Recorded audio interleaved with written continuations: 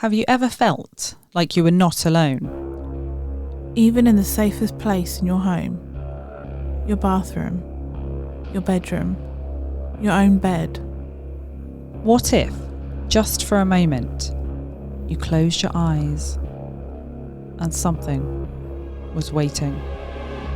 Not in the shadows, not behind the door, but standing over you. Tonight's story comes from listener Laurie. Brace yourselves, because this one is unlike anything we've featured before. This is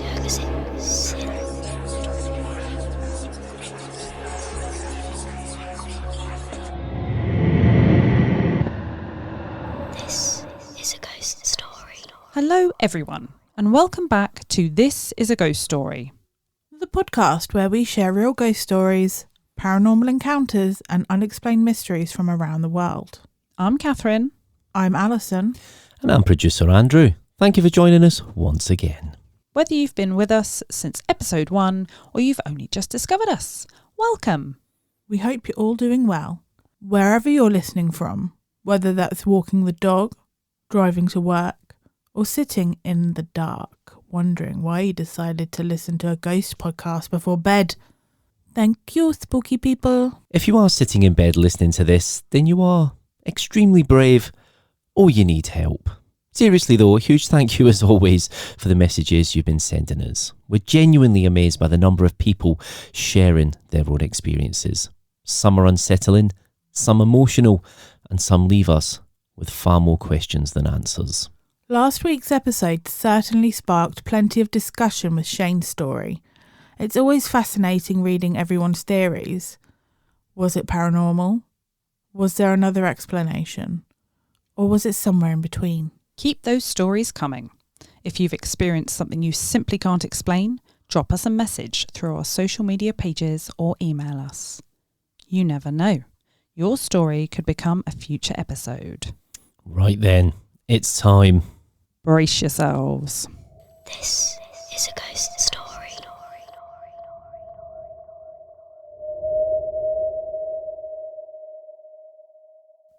Tonight's story comes from Laurie, who lives in Arizona, but originally comes from Cleveland, Ohio.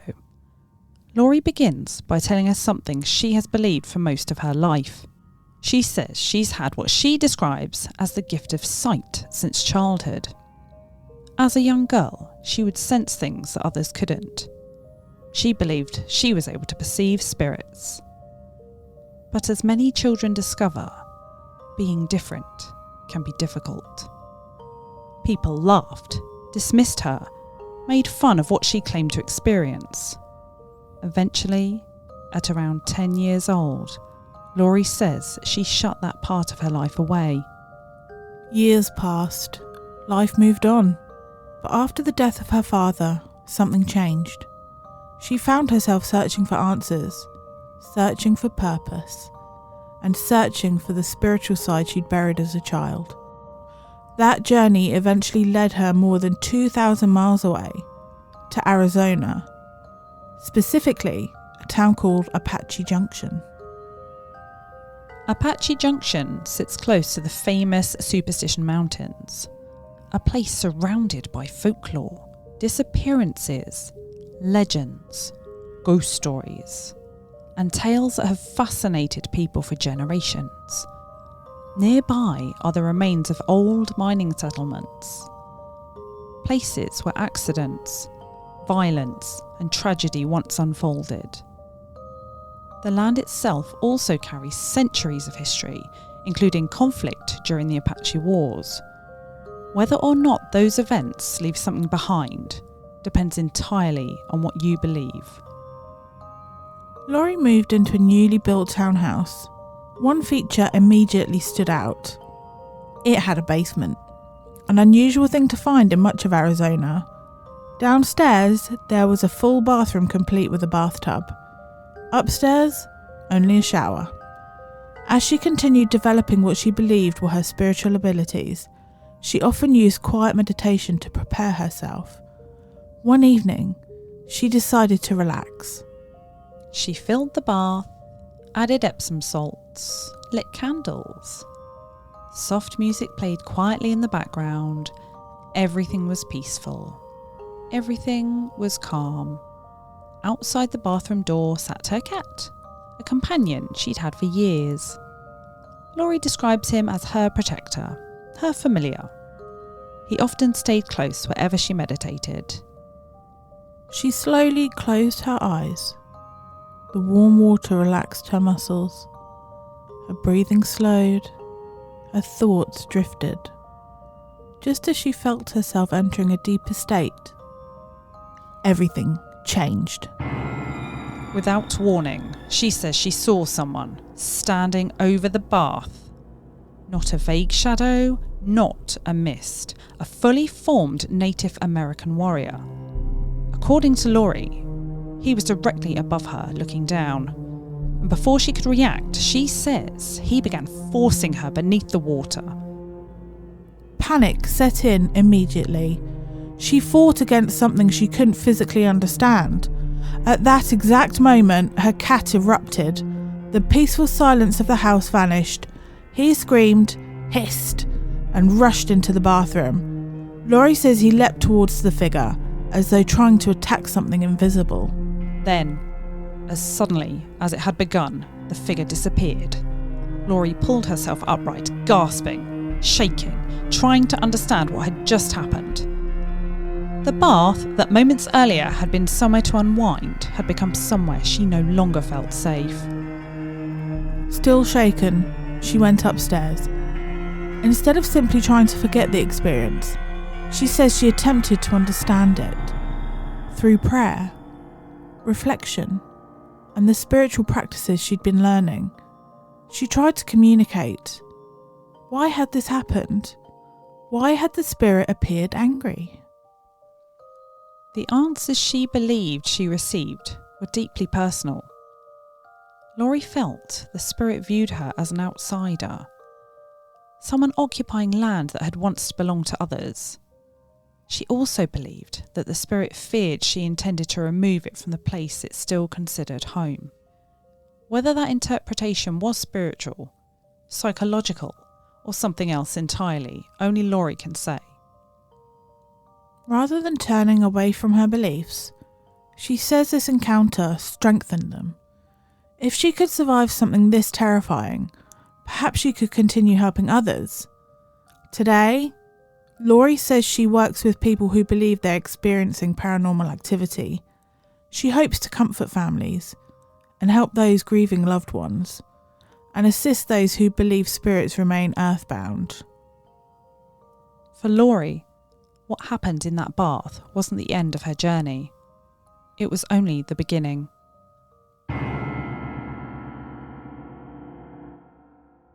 This is a ghost story. Well, that's certainly not how I relax in an evening. No. The bit that really gets to me actually is how quickly everything changes. 1 minute she's lying in a lovely warm bath, listening to music. And the next, she's convinced that something is trying to drown her. And regardless of what anyone believes, that is horrific. That is such a frightening experience. Whether it was paranormal, a vivid vision during meditation, sleep paralysis while deeply relaxed, or something else, it really did have a huge impact on Laurie. I find the cat interesting too. And as we've heard on the show before, we hear so many stories where animals appear to react to something at exactly the same moment as the witness. Cats especially, they've built quite a reputation in folklore, whether it's because they notice, tiny sounds, movements, or something beyond our understanding. Who knows? Yeah, they do seem to sense things. We do, this comes up every few weeks, doesn't it? There's always generally a cat as well. Good old cosmic creepers. But one thing I really appreciated about Laurie's story is that she wasn't trying to convince anybody. One thing I really appreciated about Laurie's story is that she wasn't trying to convince anybody. She's simply sharing what happened from her perspective. And that is exactly what This Is a Ghost Story is all about. A truly horrifying experience. So I've done a little digging, ladies, a little bit of digging has We been like done. a bit of digging. Fabulous. As usual. Fabulous. Good stuff. So Apache Junction sits beside the Superstition Mountains in Arizona, not too far away from Phoenix. The mountains are famous for stories surrounding the Lost Dutchman's gold mine, unexplained disappearances, mysterious lights, and decades of local folklore. Whether these tales have any paranormal basis is impossible to prove, but they've become part of Arizona's cultural history. The region has also a complex and often tragic past. Conflicts collectively known as the Apache Wars took place during the 19th century as Native American tribes resisted expansion by the United States. Many lives were lost across the region. Those historical events continue to shape stories connected with the landscape today. Laurie also mentioned the nearby mining towns. Mining communities around the world often become linked with ghost stories. Perhaps because accidents underground were sadly common, perhaps because difficult lives leave powerful stories behind, or perhaps because abandoned places naturally encourage our imaginations. Finally, there's the phenomenon of sensing a presence while deeply relaxed. Researchers have suggested that altered states between wakefulness and sleep can sometimes produce vivid experiences. Others argue these moments can be genuine paranormal encounters. As always, we'll leave that decision to you. So ladies, another story which is deep-rooted with Native American lands. Seems to be a common theme in some of these areas. The Superstition Mountains sound like the backdrop of a horror film, don't they? So what do you ladies think? Kathryn, I'm going to come to you first. What do you make of this? It sounds, first of all, like an amazing place. I can just, you can just picture it. It sounds like a beautiful place. Very spiritual sounding, just in its name. But yeah, what Laurie experienced, it almost definitely makes you feel like it is someone trying to protect their land. Native Americans very much... very spiritual, very connected to the land, to nature. If there's so much history there, I feel like, in my opinion, that feels like what he was trying to do. But poor Laurie, oh my gosh, absolutely terrifying. But she is a brave lady, and if that's pushed her to sort of go on helping other people and developing that gift that she has, good on her. That's amazing. Woo, what an amazing lady. Alison, I'm going to ask you something now. Okay. Something that kind of popped in my head, which is probably a question that's probably unanswerable to a degree. But oh, good. I look forward to it. Yeah. Do you think a ghost can kill? Because you look at this situation and it almost sounds like the cat might have helped in this situation. Running towards... Protector, yeah, her familiar, as she describes him.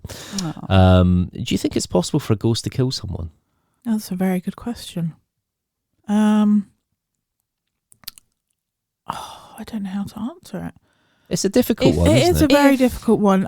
If the cat hadn't have come in, like claws and everything blazing, what would have happened? Would poor Laurie be under the water for longer than she was, bless her? Yeah, it's horrific, isn't it? Yeah. Because you always hear about, ghosts and apparitions and spirits. They take a lot of energy to be able to manifest. Would the energy run out? Obviously, if anybody is a bit more well-connected and well-versed with how spirits operate, then do let us know. Do get in touch. Do drop us a comment. Yeah. Because how many murders out there have been unexplained, and deaths and injury? Yeah, and fright. Yeah, fright can kill you. Oh, that's a good point. If you've got a poor heart, that can do you in. Yeah. Another interesting thing actually is where her bathroom's situated, because a lot of houses there, the stone just isn't very good for digging deep down, because it's extremely difficult to do so. But she actually had a basement, and that's where her bathroom seemed to be. I know. I was kind of picturing it in my mind, and I was like, wow, that's so unusual. You look at all that stone surrounding that bathroom. What properties does that stone have? Did that magnify the ability for the spirit to come on in? And I say again, terrifying. Well, that's what I was getting to, because all that stone that's there, maybe that we've spoke about the stone tape theory before. We've had Emma explain that to us from Ghostly Gatherings, who are a ghost hunting investigating team. Yes, I always struggle to find the exact way to describe. Yes, they investigate lots of kind of places in England, Wales, and other places as well. And the stone tape theory is basically that can some ghosts and apparitions just be replays of things that have happened in the past, where it's been absorbed, that energy, into the brick and brickwork. But obviously this would be something slightly different, because this was something that was physical. Replay. Yeah. That sounds like just a physical attack. I mean you harm and I'm going for it. But if this was spiritual and the Native American warrior may be confused, he may still be stuck in the 19th century thinking, oh my goodness, I've got to protect myself. I've got to protect my land against my family and strangers. Yeah, I think that's a very good point, because I don't think that would ever change. I think as well, even if you knew that things were changing in the world, and even if you did see that, you've got your experiences which have kind of molded the way you are. So if you've lived that life, which must be such torment, if you've lived that life, you then pass, and now you're still experiencing that in death. What a terrible, way to be existing, you know? Yeah. It's very sad. It is sad. But yeah, absolutely horrific. Lucky, though, that Laurie has her ability as well, and has been able to get, I guess, what you'd probably call a little bit of closure on it, because you've been able to get the why, which I think a lot of people don't get when they have some of these experiences. When you're seeing, people being attacked, sometimes it's just trying to get people's attention, and it's the only way to do so. Obviously, this is a little bit different. Extreme, You're in your bathtub, you got your candles lit, you got your Enya playing, and you've got then suddenly something above you trying to drown you. It really does change things, and it probably is her most vulnerable point, because she's there relaxed. Not expecting that. That was the perfect time to strike. Very, very interesting story, and absolutely horrific. We've been hearing some absolutely, when I say the word amazing stories, just terrifying incredibly stories. Terrifying at the same time. Thank you so much to Laurie for trusting us with such a personal experience. If you've had an encounter with the unexplained, we'd love to hear from you. Message us through our social media pages, or send us an email, which you will get at the end of the show. Your story could feature in a future episode. Don't forget to follow or subscribe wherever you listen, so you never miss a new episode. And if you enjoyed today's story, leave us a rating or review. It really helps other people discover the podcast. This is a ghost story. Next time on This is a Ghost Story, what if the home you've always dreamed of becomes the place you feared most? When single father Stephen LaChance moves his family into a beautiful old house in Union, Missouri, it feels like the fresh start they've been desperately searching for. But almost immediately, something doesn't feel right. Neighbours avoid the house. A child returns from the basement in absolute terror, and strange events begin to unfold that no one can explain. At first, Stephen searches for logical answers, but sometimes logic isn't enough. This is the first chapter of one of America's most chilling alleged haunting cases, the Union Screaming House. And trust us, this is only the beginning. Stephen shared his incredible story with us, so do join us next time for part 1 of an exciting 2-part ghost story, the Union Screaming House. Part 1, the Old White House. Don't miss it. Thank you for listening to another episode of This is a Ghost Story. Don't forget to follow us on social media. We are absolutely everywhere now. We are now on YouTube. So just search This Is a Ghost Story, all one word, to find us on there. So we are on Twitter, or X, at A Ghost Story Pod. We're on Facebook, This is a Ghost Story. And Instagram, This Is a Ghost Story, all one word. Or you can find us on TikTok at this.is.a.ghost.story. Please leave us a review wherever you listen to your podcasts. And remember, if you have a paranormal experience that you would like us to read on the show, please email us at thisisaghoststory@icloud.com. we'll see you next time. This is a ghost story.